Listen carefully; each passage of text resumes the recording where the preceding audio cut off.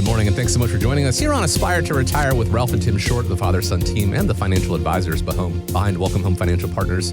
You can find them online, find out more about them, the entire team, set up a time to speak with them as well. WelcomeHomeFP.com. That's the website, WelcomeHomeFP.com. You can also give a call. If you have questions about things that we talk about today on the show, or just questions about your own retirement. Perhaps you do, in fact, aspire to retire, but you're not sure how to get there yet. That is the power of a second opinion, and that is what the team at Welcome Home Financial Partners does. That number, 804-635-3550. Once again, 804-635-3550. My name is Chris Vaughn. I'm pleased to be joined, as always, by Ralph and Tim Short. Gentlemen, glad to be with you once again. How are you today? Doing great. How are you? Hey, we're doing pretty good. It's been a busy week.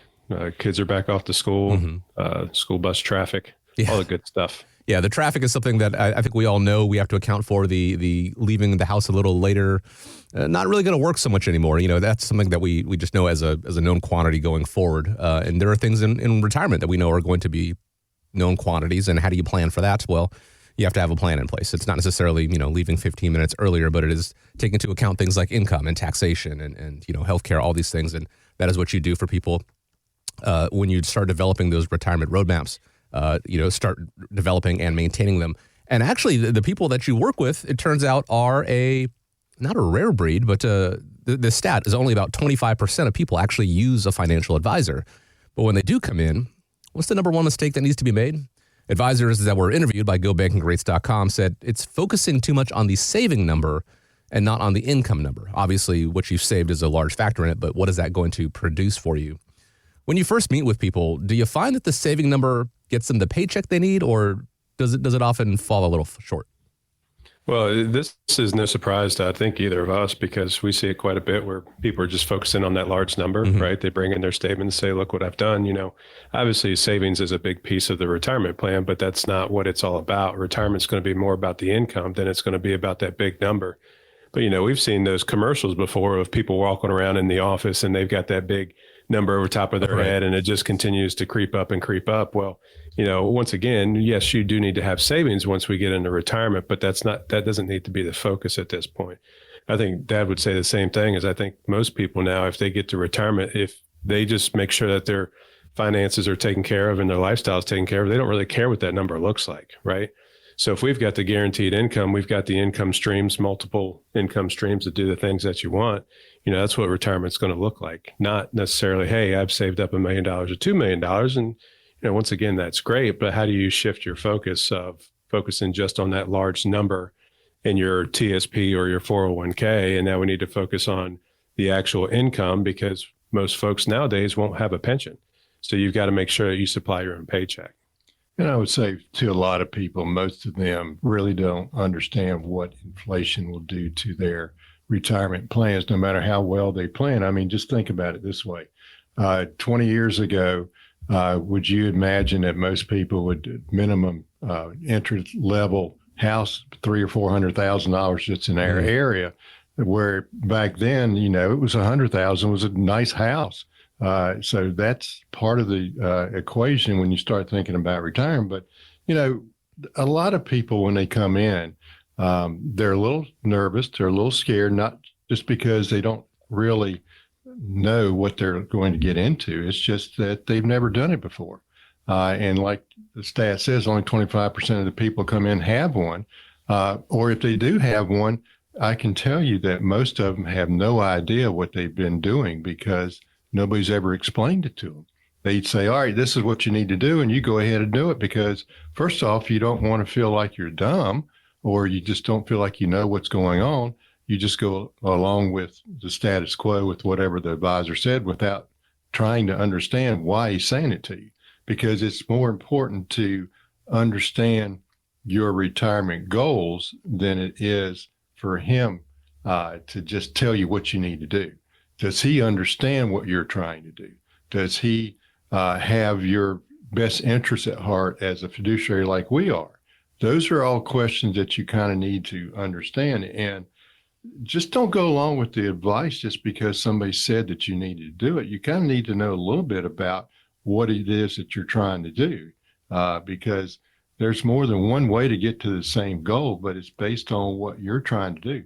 I mean, if you're like Tim, that you want to go from here to Harrisonburg, the fastest way, by speed, you go through interstate. Now, if you want to go through the country just because you like going through the country, that's a different avenue that you would have to take. So that would be the thing that I would say to most people. You need to determine what you're trying to do. You need to determine what your goal is. What do you envision for your retirement? Not what your advisors envision. It's about you. It's always been about you when it comes to the roadmap. It's not about anybody else. Would you agree, Tim? Yeah, and it's funny he brings up Harrisonburg because I just dropped my middle kid off at JMU last weekend, which was, it was actually very efficient, which kind of surprised the hell out of me, to be quite honest with you. I've never seen young adults move so quickly. So we literally pulled right up to the front of his dorm. A mob of people came out and grabbed our stuff, threw it into his room, and then 45 minutes later, we were done setting his room up. So, but yeah, Dad gets on me because I'm an interstate person. I would much rather travel the interstate than take the back roads. So from here to door, essentially, it's 2 hours. But then if we take, an alternate route, where I can't go 80 to 90 miles an hour, hopefully there's no police officers listening because I follow speed limits at all times. Obviously, yes. Right. But yeah, and it's true. I mean, everybody's got a different path. Everybody wants something different. So that's why it's important to know what you want and how to get there. And I think that's often overlooked because, once again, everybody's focusing in on that large number. We do need savings, right? I think we can all agree to that. But at some point in time, we've got to change our philosophy and our pathway, because if we want to get to a certain place, there's probably going to be a detour along the way. I mean, if you think about it, you work 20, 30, 40 years, there's going to be a lot of change. Hell, nowadays there's change every day. So what's 20 to 40 years going to look like? And I would say also people need to understand that big number is just a number. What are you going to do with it? You got to have a plan to replace your paycheck. And that's the biggest thing that people forget. It's just that you've got to have income. So where's it going to come from? Do you have a plan? Do you know what your withdrawal plan is going to be? Those are all issues that you need to be concerned with, in addition to what is your lifestyle going to be like? Do you want it to be better than you have when you're working, or do you just want to sit around the house and not do anything? Those are all questions that we do ask people, because most people haven't thought about that. Have you ever sat down with your spouse and said, what are we going to do here? What is our purpose at this point in time? Kids are gone. We're empty nesters. That's a pretty big step in your lifestyle. And now all of a sudden you add another life-changing experience called retirement. Y'all have to get along with each other. We have to get along with your new lifestyle. So have you thought about that? Those are things that we actually pose those questions to our clients when they come in, because it is a lot different when you go to somebody that has your best interests at heart and trying to get you to have the best life that you can, whether you're in retirement or through retirement. That's the goal of what we do. Yeah, I think the right answer to what are we going to do now is you're just going to do what you're told. So make sure happy wife, happy life.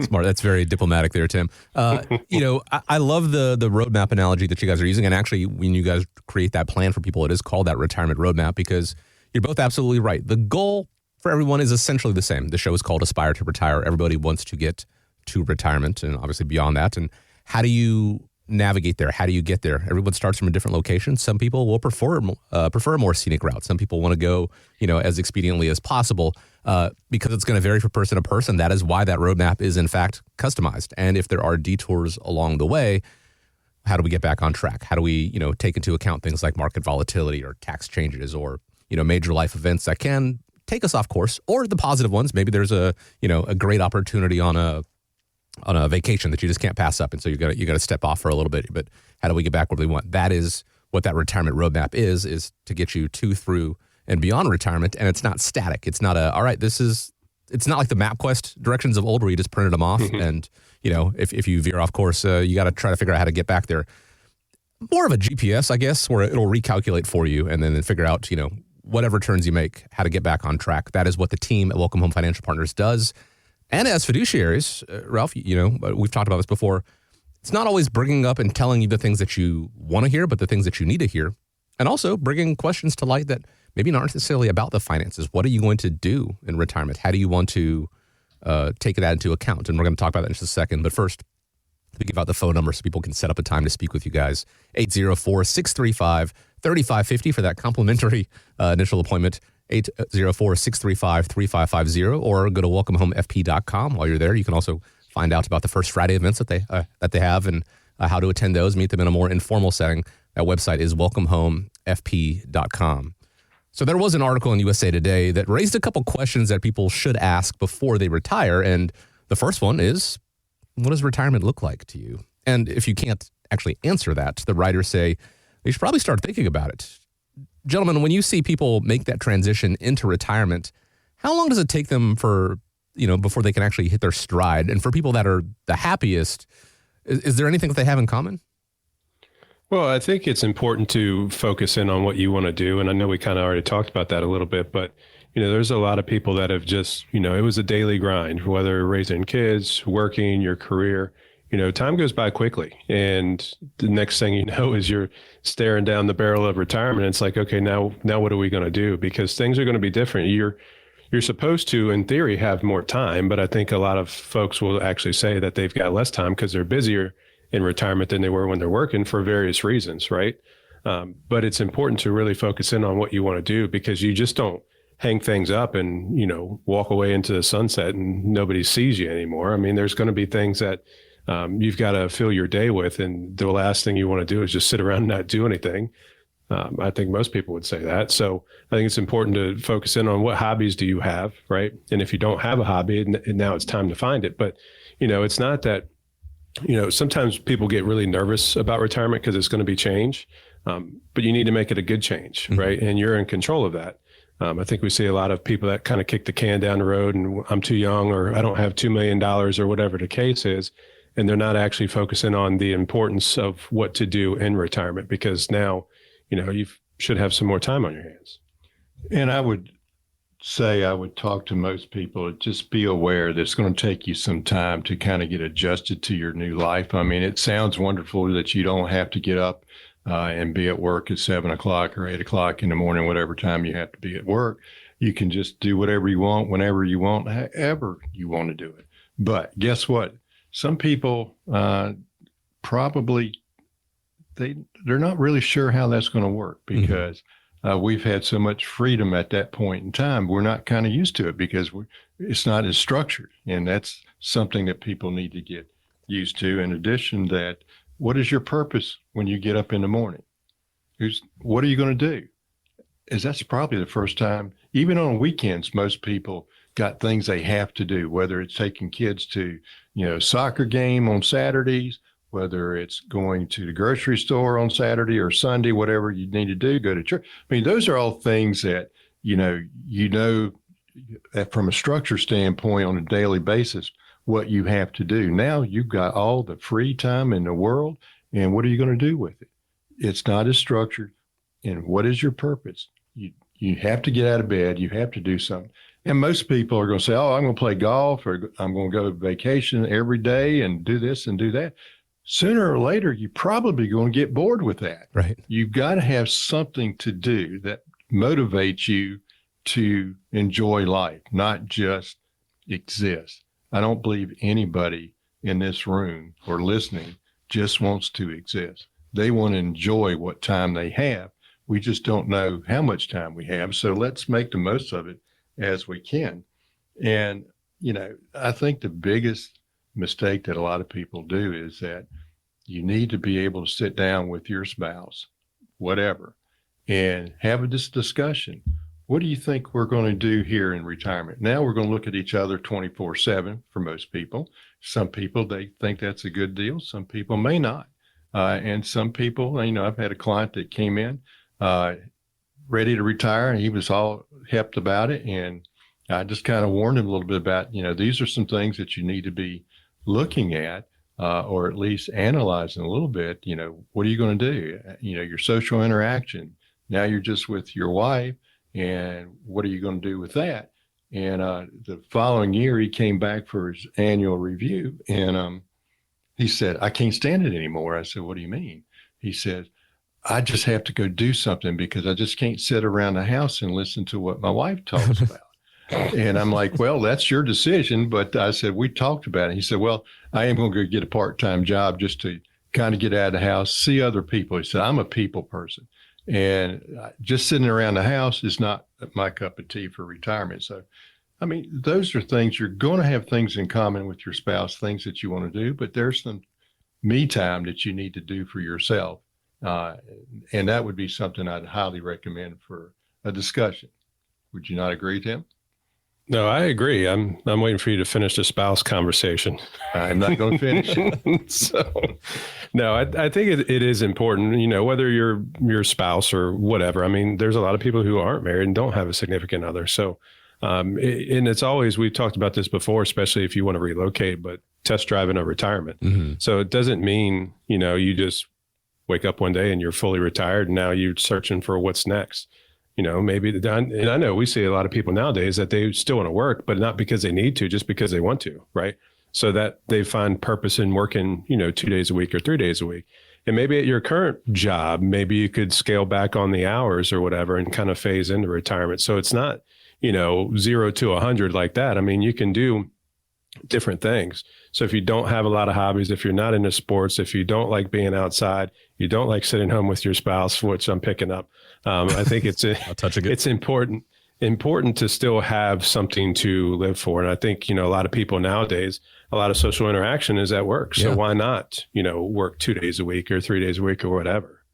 And the other thing that you need to have a conversation with is if you have, grandkids, or if you have expecting a grandkid and one of you wants to be closer to wherever they're located, you need to have that conversation, because I know that I have a client that we've had this conversation with that her grandkids are up in Ohio, and she wants to move up there because it's their first grandchild. And they're looking at, moving back and forth. And it's just one of those conversations that is a life-changing experience for both of you. So you both have to be on the same page. So, I mean, those are all questions that a lot of people, when we think of retirement planning, all they think about is, how much money do I have? How much money am I going to have to save in order to have the lifestyle I want? That's part of it. But there's so many things that you have to have a little bit of understanding of what's going to happen to you in your next stage of retirement. Because retirement is not just sitting at home. It's about life experiences. Mm-hmm. What do you want to do? It's not about end of your life. It's the beginning of a new chapter of your life. You got to understand it that way, because if the old way of retiring, people sit around in the rocking chair on their front porch, that's not the way it is anymore. It's a second chapter of your life. Usually beforehand, it was 5 years, maybe 10 years in retirement if you're lucky. Now we're looking at 25 to 40 years because of all the medical things. So you have to have a purpose. That's the best thing I can tell you. Understand what it's going to be like. Understand what you want it to look like, because, that old expression, it is what it is, which I hate. And what I'm telling people is, it is what it is, but you make it what you want it to become. Mm-hmm. That's the thing that people need to fully appreciate. And I know Tim hates for me saying it that way, but that's what I believe in. Retiring from something to something doesn't necessarily mean, getting an encore career, getting a second job. There are people out there who that's what they want to do, but understanding what it is that you want in retirement. We've all dreamed about it at some point, but, not just I'm going to take a month-long vacation or a cruise, and that's going to be, your retirement is hopefully going to be longer than 30 days. What is the purpose? What do you want to do? My father, when he retired from the Army, he did 23 years in the Army, and he spent the next year and a half on the couch. Went from a very disciplined, structured life of the military to not doing anything. And my mom urged him to, and he realized himself he had to get back to work. He went as a civilian contractor for another 20 years, and then he retired. He had a better understanding of what retirement was going to look like. What is it that you want to achieve? Is it spending more time with the grandkids? Is it, a bucket list item like playing golf in all 50 states? Is it traveling and going to every continent? Whatever it is you want, bring those conversations to the table. Yes, money is important when it comes to retirement, but it is not just about the money. It's just it's part of the way to make those retirement dreams come to fruition, hopefully. So it's a conversation. It's part of the conversation process when they design that retirement roadmap at Welcome Home Financial Partners. And the conversation starts with you giving a call, setting up a time to speak with them, 804-635-3550, or going online to the website at welcomehomefp.com. And there are people out there who, as you mentioned, their job is their social interaction. And so to have that cut off is quite a shock. And so, there are people out there who have clearly saved enough for retirement, but they're saying to themselves, you know what, I'm going to work another year. There's a number of reasons people can do that. Their job does, in fact, bring them that purpose and that sense of identity we were talking about. They're afraid of complacency, being bored in retirement. They want to take advantage of health insurance rather than Medicare, certainly a factor. And the extra income, we say it's not just about the money, but money is important as well. They wouldn't mind the extra income. But before you know it, you're constantly in that one more year trap, just one more year, just one more year. If someone comes to you and they realize that they've been in this habit, they want to break that pattern, how do you help them overcome it? Well, I think the most important conversation to have is, can you retire, right? I know a lot of people feel like they can. I know a lot of people feel like they can't, but they can. Mm-hmm. So that's, once again, we go through this retirement roadmap process and sit down and take a look at, their income, their expenses, the assets that they got saved up. But I know we've said this before, but a lot of people, when they come in, they say, hey, I want to retire at the end of the year or beginning of next year, whatever the time frame looks like. And then we show them, hey, you look pretty good. We do these minor tweaks. We make a couple of changes and I think you'll be all right. And then they're like, well, wow. Well, now maybe I'll just continue to work, because now they're less stressed. So they're not super concerned about what the numbers are going to look like. And then they might, continue to do that one more year or 2 more years or whatever it is. But there's a lot of people who enjoy working. I know maybe the younger generation doesn't fall into that boat so much, but I think it's really important. If, you enjoy what you do, why stop, right? I mean, there's a lot of things that will come up that you want to make sure that you can be flexible with. But if you're going to continue to work, there's no issue with continuing to work. But I think it's really important to figure out, hey, when can I retire financially? And then we take it from there. And I would say to most people, it is not I'd wake up one morning and decide this is the day that I want to retire. It is a process.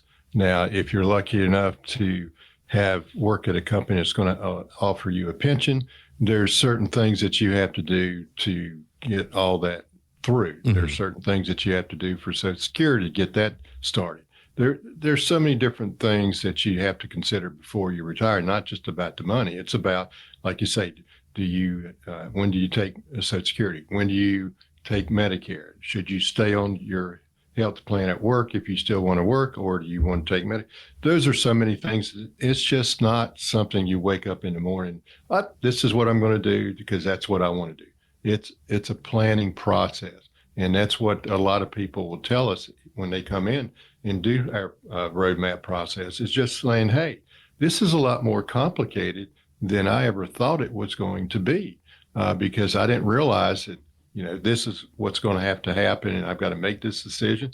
We've got a lot of clients that come in that may have an ESOP, and because of the ESOP plan, they didn't realize they have certain things they have to do. And it is one of those things that just takes a little bit of time.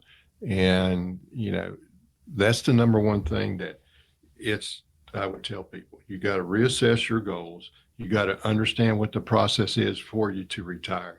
Do you have enough money? Those are all questions that we can help you answer, but you got to take that first step. You got to do that, call us, and go from there. Yeah, and I think it's important to point out, and there's a lot of people who get easily overwhelmed with this. And I think, sure, the reason why we're here is to essentially hold your hand and take care of the heavy lifting for you.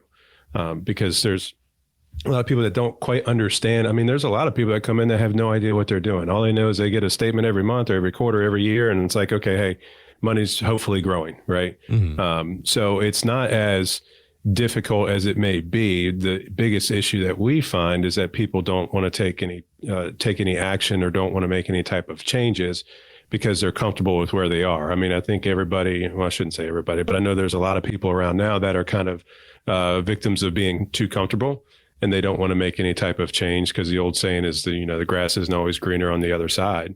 I mean, this year, and I feel like I say this every year, but I feel like this is the year of change, right? So there's a lot of people who are nervous, scared, skittish, whatever adjective we want to throw out there. But you need to control what you can, and what you can control are the is the action that you take or you don't take. And, just kind of sitting around and trying to let things come to you. Well, that's not the best retirement strategy. I think it would be really important to take, an hour, 2 of your time to focus in on the next 20, 30, 40, maybe 50 years of retirement, because that's going to be important. That stuff takes a little bit of time, but it's not as daunting as it sounds. I mean, like our process is 2 meetings in there, an hour and a half, not normally, right? So not that big of a deal. We do the heavy lifting and we educate, and, it's important to know at least where you currently stand, number one. Mm-hmm. And that's where I think we spend a lot of our time focusing in on, is what people are currently doing and seeing what the other opportunities are. And a lot of people, when they come in, they're a little bit nervous because, first off, they don't want to say, I don't understand this statement right here, like Tim was talking about, because we started our 401k 25 years ago, and this is the way we've had it ever since, but we have no idea why we did it. Just somebody told me, sitting next to me, that's what I should do, but I don't understand why. I mean, not everybody has the same goals that you've got. Nobody has the same risk tolerance as you've got. It's just, that's what we've done because we didn't know what to do. Because how many people are educated in financial planning during your high school years, your college years? How many classes did you take, Chris, when you were in high school with financial planning or how to write a check? Well, I know you probably are too young to even know what a checkbook is these days, but how many people today really don't write checks? Now it's all, online and stuff. So things change and you just have to get used to it. I mean, who would have imagined that we would have had something called the internet 20 years ago? That's just showing my age now, right, Chris? I want to go on the record. I do write exactly 1 check a year. That is to my HOA. So I am familiar with that. No, but I took 0 classes when it comes to retirement planning, financial planning in high school, in college. Tim, I'd be curious to see if your son has any of those while he's in school. Because in the working world, it is so focused on accumulation, your 401k, your plan providers, your job. They are worried about, you saving money because it benefits them as well to hold that money. But as far as, the other side of it, coming down the other side of the proverbial mountain, that is something that you've got no experience doing, and you haven't really been given the guidance to do that. And so it can be daunting. It can be complicated. The good news is, as you gentlemen said, you don't have to do it alone. Quite frankly, you probably shouldn't do it alone.